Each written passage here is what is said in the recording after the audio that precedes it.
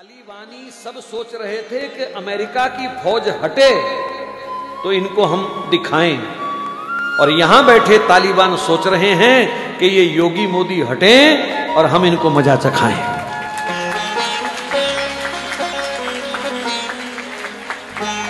और अगर तुमने इनको खो दिया तो फिर अगले 50 साल तक, जब तक हमारी जिंदगी, मैंने इसलिए 50 बोला, जो बैठे हैं कोई 50 जिएगा, कोई 20 जिएगा, कोई 10 जिएगा, भगवान के हाथ है वो तो। सिवाय रोने के हमारे पास कुछ नहीं होगा, हाथ मल मल करके छाती पीटने के सिवाय हमारे पास कुछ नहीं होगा। मैं उनका पक्ष सिर्फ इसलिए लेता हूं कभी कभी क्योंकि इन्होंने हमारे धर्म की सेवा की है, इन्होंने निष्काम होकर के हमारे देश की सेवा की है। ये वंशवाद को लेकर के नहीं लड़ रहे, इन्होंने अपने बच्चों के नाम एफडीआं नहीं कराई हैं, इन्होंने कोई अपने 800 करोड़ के बंगले नहीं बनाए हैं, इन्होंने कोई इत्र की फैक्ट्रियां भी नहीं लगाई हैं। इनका जो कुछ है वो देश के लिए है, देश के हित में है। एक प्रधानमंत्री की मां और 10 बाई 10 के कमरे में रहती हो तो उस बंदे के तो चरण धो के पीने चाहिए हिंदू समाज को।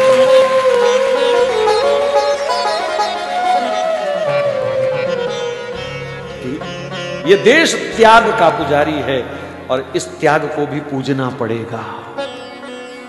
हो सकता है यहां कोई उनके विरोधी दल के बैठे हों, लेकिन अगर हिंदू हो तो फिर विरोध छोड़ दीजिए।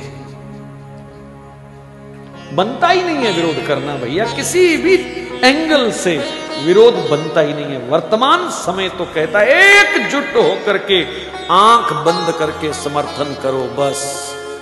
जो मेरे देश के साथ खड़ा है, जो मेरे धर्म के साथ खड़ा है, जो रामकृष्ण के साथ खड़ा है, जो गाय माता के साथ खड़ा है, हमको उसी के साथ खड़े होना है, बस बात खत्म।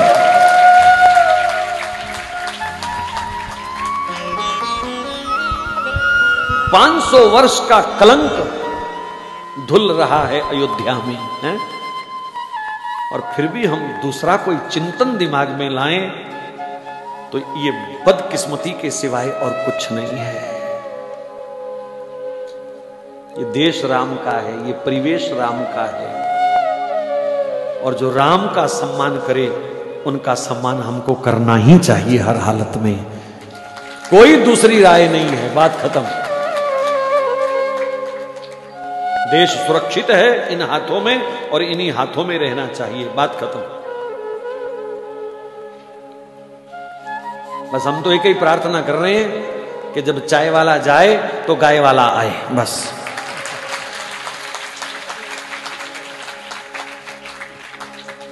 और कोई मंशा नहीं है, बस।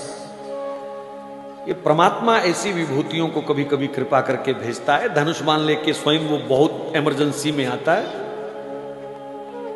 अपनी विभूतियों को वो भेजता है। और ये भी विभूतियां हैं हमारी, इसलिए आंख बंद करके समर्थन करना चाहिए। ये मेरा आपको व्यक्तिगत सुझाव है, बस, और कुछ नहीं है। ये व्यक्तिगत सुझाव है। देश विदेश में बहुत लोग कथा को सुन रहे हैं, लाइव भी सुन रहे हैं, बाद में भी सुनेंगे। मैं सबको प्रार्थना कर रहा हूं, कम से कम अपना हित पहचानने की आदत डाल लो अब।